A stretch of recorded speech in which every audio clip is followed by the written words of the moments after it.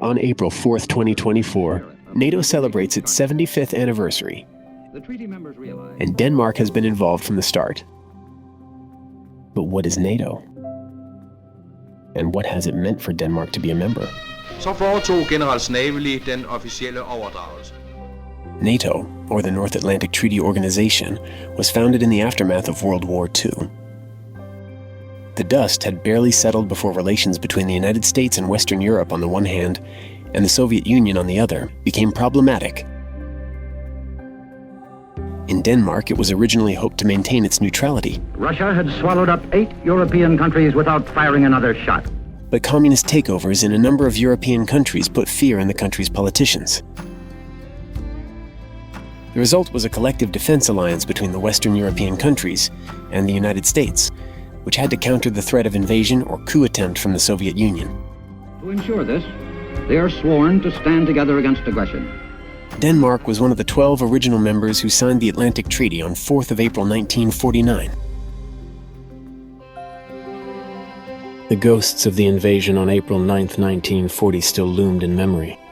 And with a NATO membership, Denmark said goodbye to almost 100 years of neutrality policy. Alligevel afhænger hele deres effektivitet af samarbejdet mellem en lille håndfuld mænd.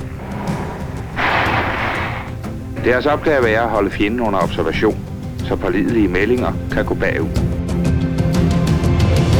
With the stroke of a pen, Denmark became a frontline state in a new reality. Fregatterne er marinens sværest armerede skibe. At the forefront of a new conflict between East and West. For the following 4 decades, Denmark lived in the shadows of the Cold War. Og der er styrker, som kan rense materiellet for radioaktivt nedfald. With the threat of nuclear war and invasion hanging over its head. Det er hærens ansvar over for de andre medlemmer af Atlantpagten, over for den danske skatteyder, og sidst, men ikke mindst, over for det indkaldte mandskab. As a member of the NATO alliance, Denmark was protected by a so-called Musketeer Treaty.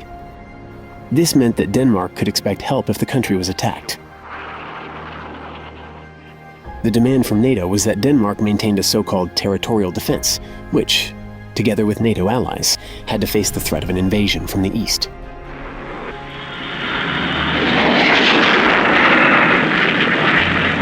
Det danske forsvars virkeområde strækker sig fra havbunden til stratosfæren. 1989, the Berlin Wall fell, and a few years later the Soviet Union collapsed. But that did not mean the end of NATO cooperation.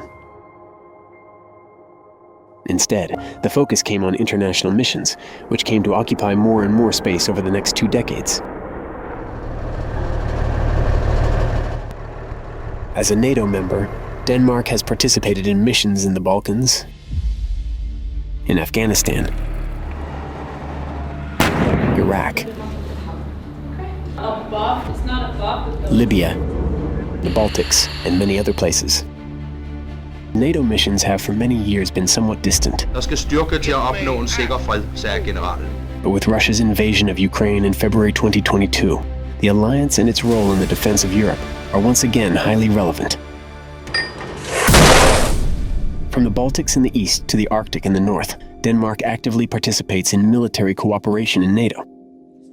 Ladies and gentlemen, dear colleagues, welcome to this 166th Military Committee and Chief of Staff session.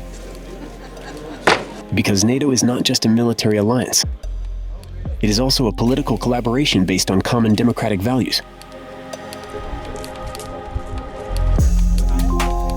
When we celebrate the 75th anniversary of NATO, it is an opportunity to recognize and understand Denmark's history as an ally and in this historic alliance, but also to discuss Denmark's role and commitment to maintaining peace, security, and stability in Europe and throughout the world through its membership of NATO.